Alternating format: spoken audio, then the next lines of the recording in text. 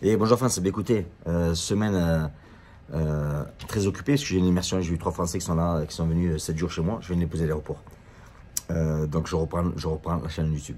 On m'a envoyé une question, m'a demandé, intéressant, m'a demandé des gens, qu'est-ce que tu penses du cutting, des gens qui perdent du poids rapidement ou qui prennent du poids très rapidement après la pesée ou avant les combats. Alors c'est simple, c'est qu'ici en Amérique, par exemple, il y a beaucoup de gens qui suivent la méthode de ce qu'on appelle du wrestling, de la lutte. En fait, ils perdent du poids très rapidement et ils en regagnent très rapidement. Qu'est-ce que j'en pense? Bon, moi je suis pas trop pour, parce qu'à partir du moment où tu perds du poids rapidement, tu vas t'affaiblir. Et si tu prends du poids rapidement, tu vas t'alourdir. Donc moi, ce que je conseille tout le temps à mes boxeurs, c'est de marcher c'est quand même marcher hors saison, d'être à peu près à pas plus de 5 kilos de leur poids de combat. Comme ça, ils ont l'habitude de s'entraîner avec ce poids-là.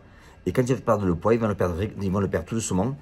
Et ça va être plus facile pour eux. Ce qui est important de savoir, c'est que quand vous perdez le poids tout doucement, en fait, vous n'êtes pas affecté par la performance.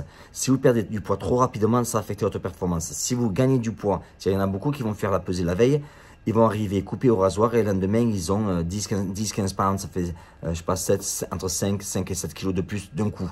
Même plus. Il y a des gens, pour moi, aux États-Unis, ils vont perdre par exemple 30 pounds. 30 pounds, ça fait quoi? Il faut calculer en France, ça fait près du 12-13 kilos. C'est trop parce qu'ils ils vont perdre le poids, ils vont être très faibles.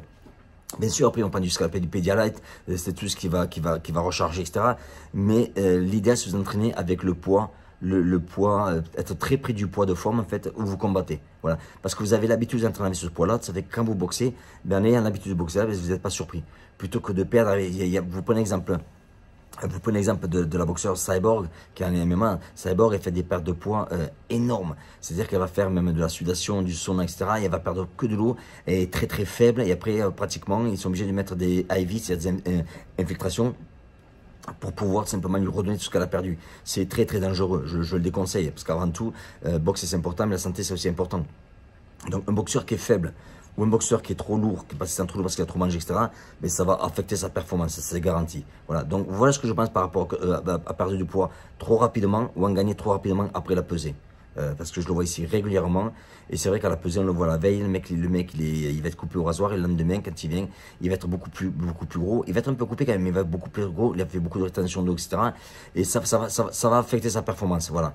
Donc le poids est important, bien sûr, mais on gagne un combat grâce à sa technique, grâce à son timing, grâce à ses contres, la boxe c'est énorme. Le poids, c'est pas ce qui va faire la grosse différence. Si vous êtes mauvais à 80, perdre 10 kg 70, ça ne vous changera pas votre technique. Vous voyez ce que je veux dire? Voilà, la bise.